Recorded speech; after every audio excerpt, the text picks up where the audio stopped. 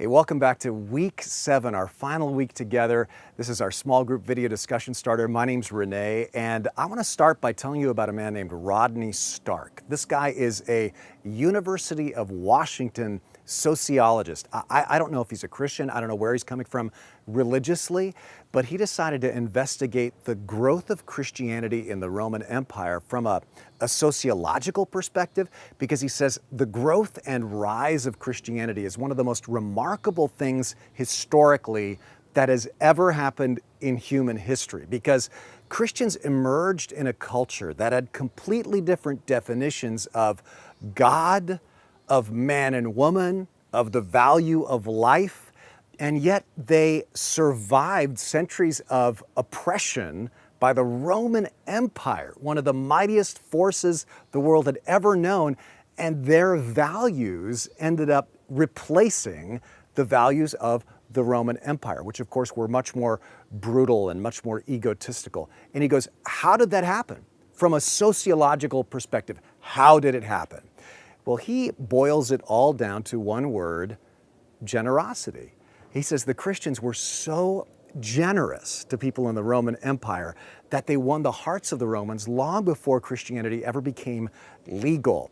And he says there's all kinds of stories that Romans told about the generosity of Christians, but one story typifies them all. This is an actual account surviving from before Christianity became legal, from a Roman soldier named Pachomius. Now, I tell the story in the book, but just to summarize it here, Pachomius was a young man of about 19 years old when the Romans took over his city, and he got drafted, conscripted into the Roman army.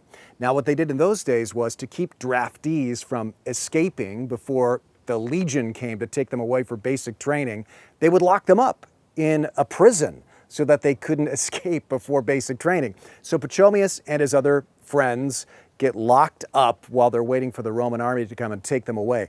But while they're locked up, a plague suddenly invades the city. And as would happen in the Roman Empire, everybody who wants to stay healthy and alive, they just take off. And they leave everybody who's sick, and they leave everybody who's in jail just there to die. So Pachomius and his friends are not being fed. They're behind bars. They can't escape the prison cell. But every night, mysteriously, under cover of darkness, some cloaked figures would arrive, and they would bring the prisoners food.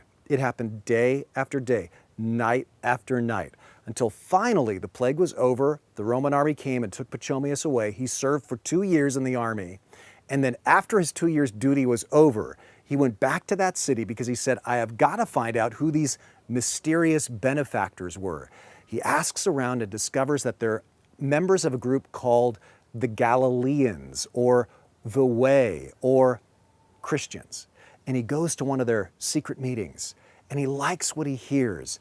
And he not only becomes a Christian, he becomes one of the leaders of the Christian church, and in fact ends up being sainted. He's now known as Saint Pachomius. But his account is a great example of what happened again and again in the very earliest history of Christianity. So here's my question.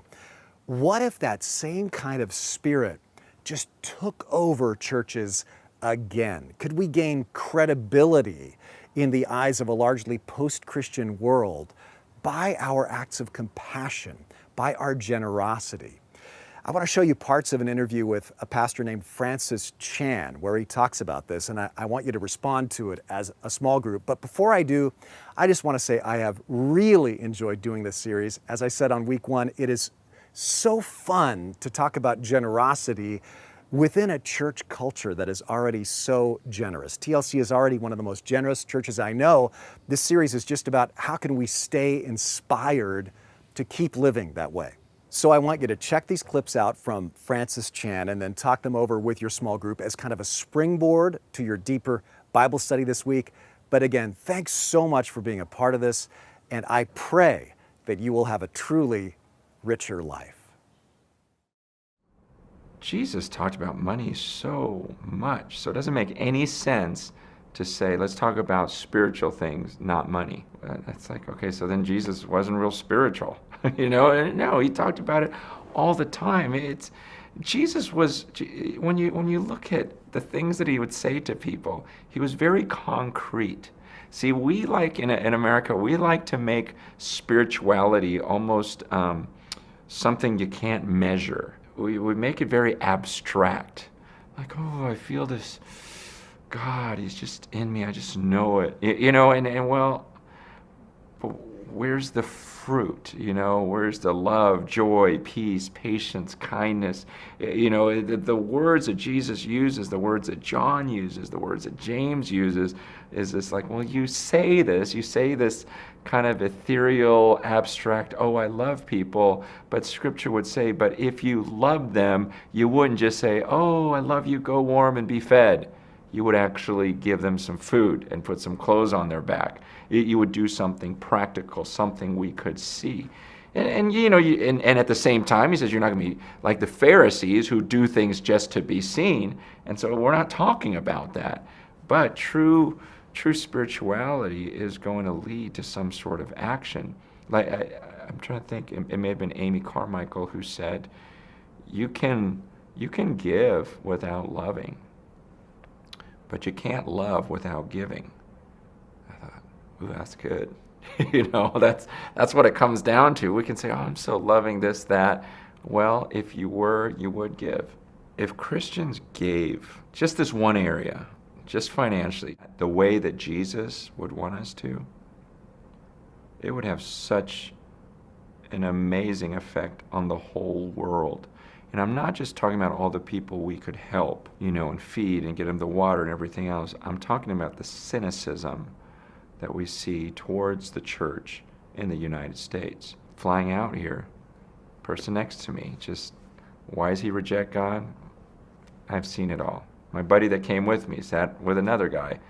Why doesn't that guy believe in God? Same type of thing. Everyone's pointing to these believers who, yeah, he calls himself Christian, but I don't see anything. They don't see a compassion. They don't see a love. They see us say that we hold to certain beliefs and a certain theology, but they don't see us really loving people to the point where we give to them sacrificially. And I think just that one thing, because the world loves their money so much, that it really is shocking to them and a light to them when they go, you really don't care. You just gave that away joyfully. You really believe you're going to be rewarded in the next life. Whether they believe it or not, at least now they're rejecting a true example. Right now, there's just, people laugh at what we call church, what we call Christianity. And so if we could get churches to really seek to live out this kind of loving, generous giving, I think it's going to have a huge impact on the world.